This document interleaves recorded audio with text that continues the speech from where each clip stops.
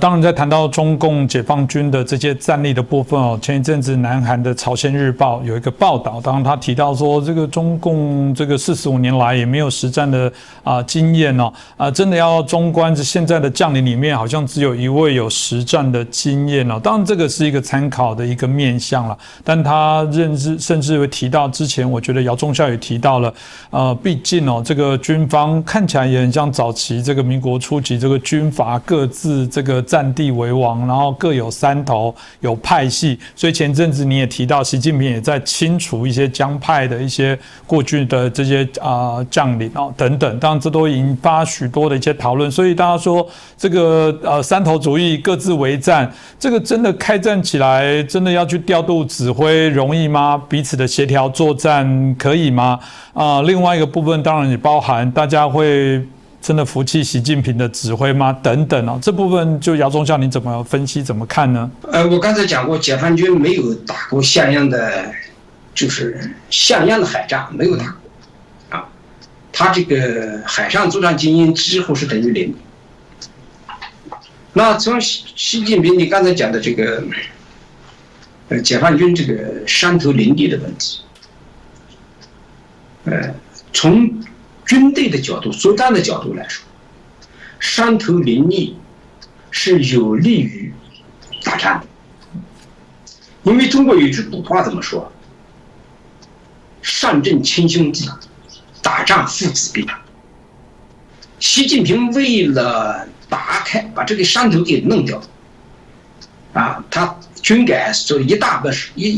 各种各样的手段，其中最主要的一个手段就是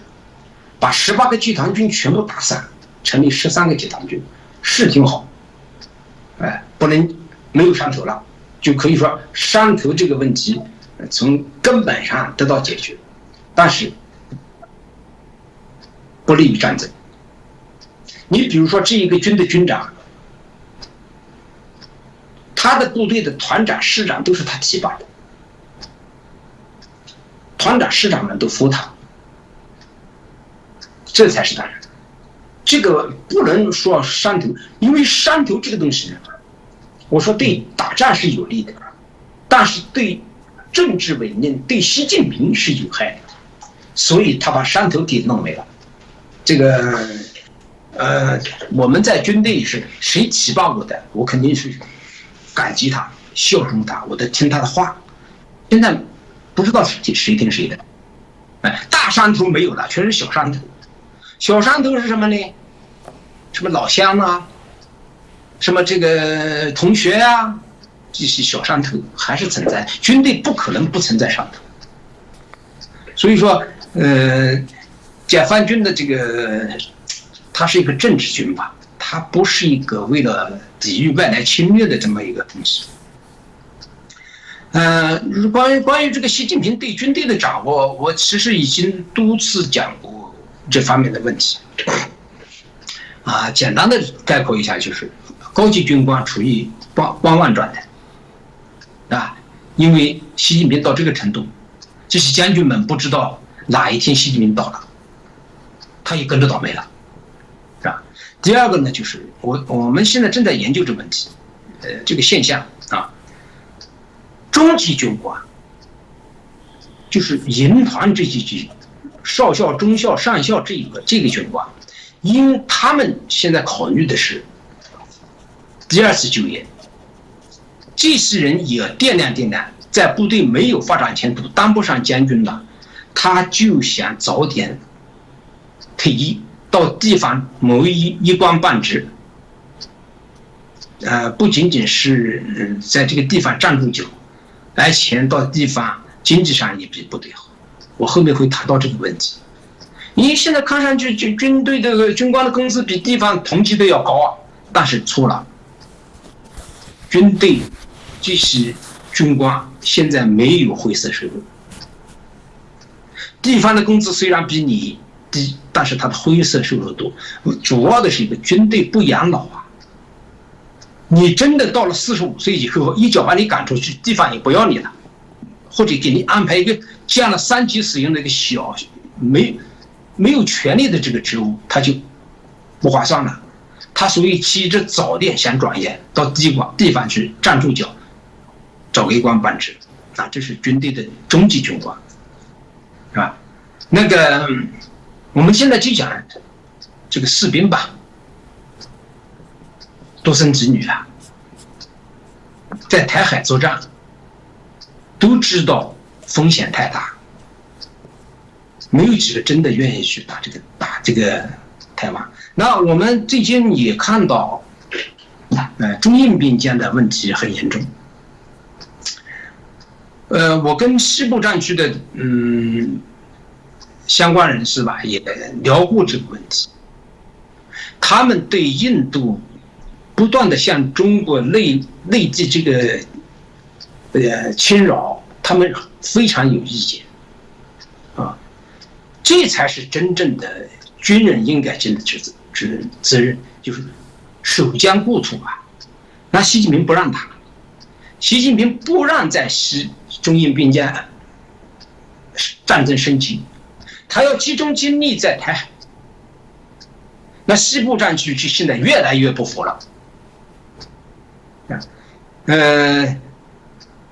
印度现在已经集中了超过了20万的兵力过来。印度为什么这么动呢？主要的还是看到了习近平中共这个内外交困这么个好时机啊，正是这个机会难得，印度才想收复他所谓的失地，所以中印边界问题越来越多。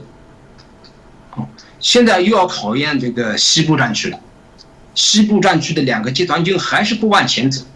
光靠实弹军区和新疆军区10万人，它基本上属于地方部队，它跟印度的20多万的正规军山地部队没法打，印度过来的基本上都是山地部队。还有一个主要的当兵的，现在我们也知道，当兵的现在有一种概念，就是说，如果要保家卫国，我们就在印度打。而且解放军都认为打印度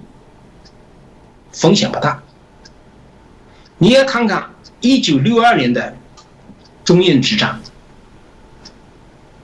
在那种情况下，中国在经历了3年的这个饿死几千万人的情况下，国民经济到了崩溃的情况下，4天时间就把印度打开了。那个情况下把印度打，那现在中共要是对印度作战，印度也没有办法跟中共打，因为你从综合的国力来说，中共的这个GDP 是印度的5倍，那打仗是打钱呐，对吧？这个点西部战区不是很服，这是一个。第二个，我刚才讲了，打台湾，大家心里都不是很心甘情愿。台湾70多年了，都两岸都是至少说打断了骨头连着筋呐，没必要去打这个打不赢呐。所以这个军队现在有一种反弹的这种情绪，这个现象很严重。还有一个，军人们现在渐渐的也明白了，其实打台湾主要是习近平的个人野心，不是从国家的利益考虑，不是实事求是、力所能及。这2天我们感觉到，在中印边界这个问题上，军队的反弹很厉害。如果有的当兵的这个在网上就跟我说，如果习近平强行命令军队打台湾，他极有可能逼着军队撂挑子不干了，最后又弄成这个，至少说我不干，那我打不赢，我送死，我不干了。这个点是人都怕死的嘛，对吧？打不出结果来，又要送命，不干了。解放军很可能会说最轻的达到这程度，搞得严重的话都反了。所以外界也不要认为特别是台湾朋友，不要去认为，台湾什么很危险了。目前他还真的没有，就是装备上也好，士气上也好，很多方面，他真的还是不具备打台湾。那个普京说那个话比较地道，给习近平一个台阶下，是吧？中共不需要打台湾，用经济就能把它搞掉，这个是扯淡。因为习近平打不了台湾，普京给他一个台阶下，你这个不用他打。实际上呢，后面一句呢，普京就说了，在嘲笑习近平的经济，你中国的经济到什么程度了？还经济收复台湾？你自己都没水没电了，你怎么可能经济呢？这个是很难看的，啊，目前中共现在内部的形势，就是习近平所面临的党内这个地位的能不能保得住，能不能在20大连任，斗争很激烈。因为再过2天吧，这个不是再过1个月吧，就中共的19届6中全会就要开了。这个全会基本上可以确定习近平下面的这个